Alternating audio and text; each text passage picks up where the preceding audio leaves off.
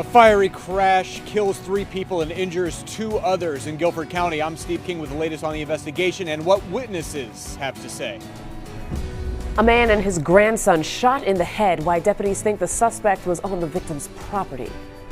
And she is one of the biggest Virginia Tech fans you will ever meet. How the entire team is helping this young woman from Mount Airy fight a difficult health battle.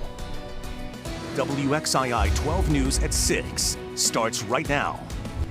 And we begin with the frigid temperatures. Winter's still a month away, but we just seem to be getting colder and colder. We actually set a record. This person is all of us right now. I Yes. think it dropped to 20 Fahrenheit at PTI this morning.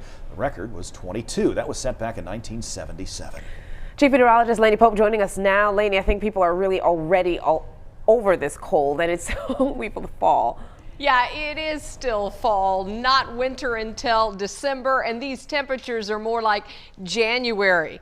We broke a record, as you said this morning, at 20 degrees. The average low this time of year is 40, so well below that this morning. 20 in Greensboro, 20 in Winston-Salem, some high teens in Reidsville and North Wilkesboro, 15 in Martinsville, 13 in Galax. Our temperatures did manage to make it into the upper 30s and above freezing, but we are back to close to freezing right now. 33 in High Point and Lexington, as well as Danbury. And up into the mountains we go, where temperatures right now are below freezing in many communities. Elkin at 31, 26 at Hillsville, 27 in Galax. There is some warmer air out to the west, and we have clear skies.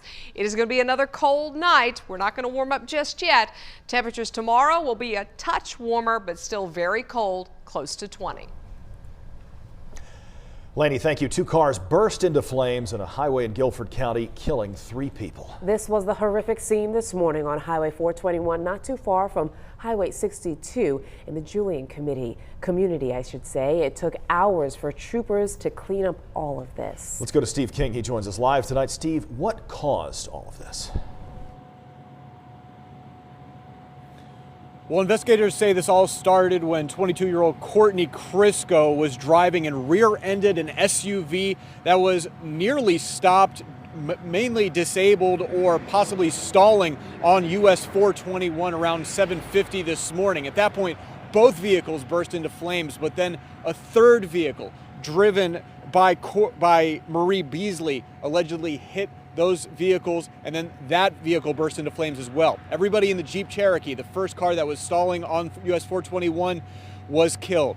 Now, Kevin Cloninger sent us these pictures from the scene. He says the flames were extremely intense, and he saw the smoke from a good distance away as he was taking his morning commute. He actually got to the scene before first responders arrived. Again, this crash happened around 7:50 this morning.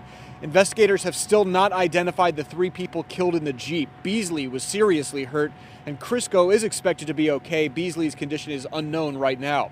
Kevin Cloninger, who saw the aftermath of the crash and sent us those pictures, described what it was like during those moments.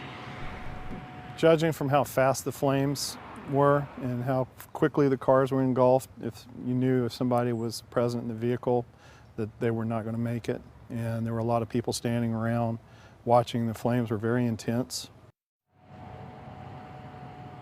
The North Carolina Highway Patrol is still working to identify the 3 people killed in the Jeep Cherokee.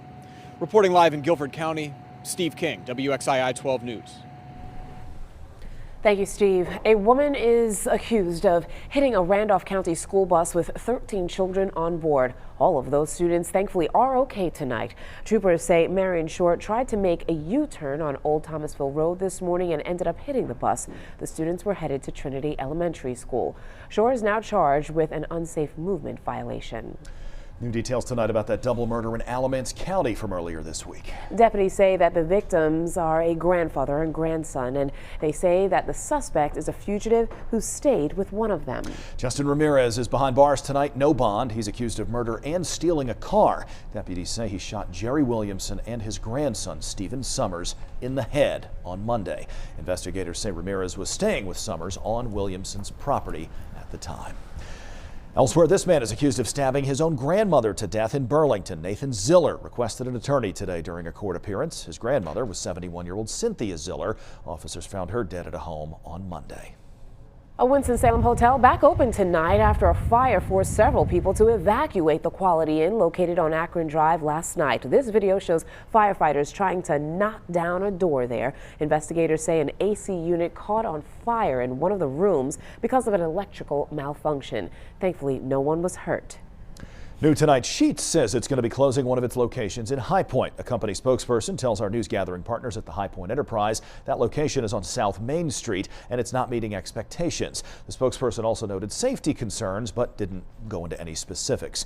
City Councilwoman Monica Peters tells the Enterprise prostitution and drug-related crimes are some of the issues along this particular part of South Main. Sheetz will close next month. It opened 5 years ago.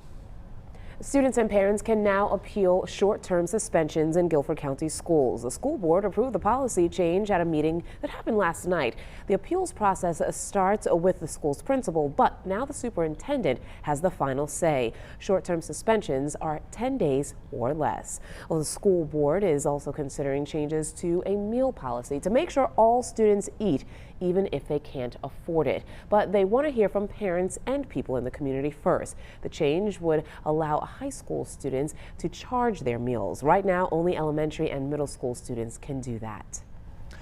In Commitment 2020, voters are getting their first opportunity to talk about new congressional maps that should be in place before too long. State lawmakers only have about 3 weeks before the candidate filing period starts for the 2020 election season. Bill O'Neill is in Raleigh tonight with the latest commitment coverage.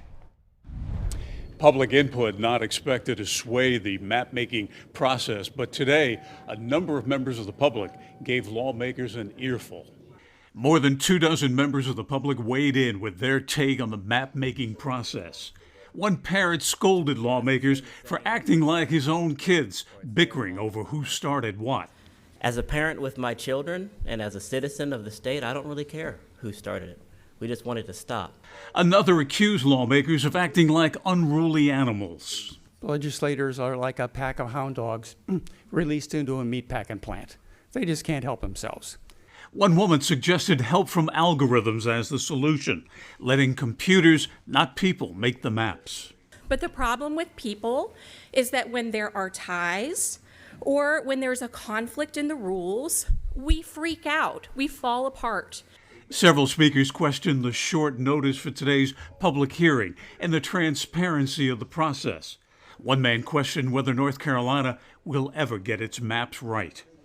If new maps do not reflect a fair representation, a reflection of the voters' will, then they will be no better than quote-unquote elections in Russia.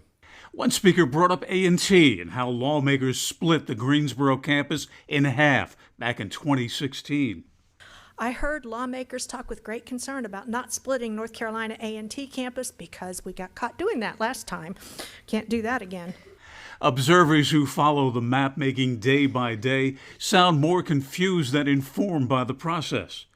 Jane Pinsky, who heads the North Carolina Coalition for Lobbying and Government Reform, says the process is unfair to lawmakers, citizens, and to anyone trying to follow along.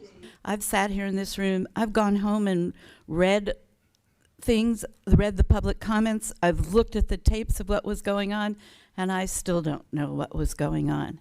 Lawmakers have a dozen or so maps to consider, a vote expected by the end of the week, possibly as soon as tomorrow. In Raleigh, I'm Bill O'Neill, WXII 12 News.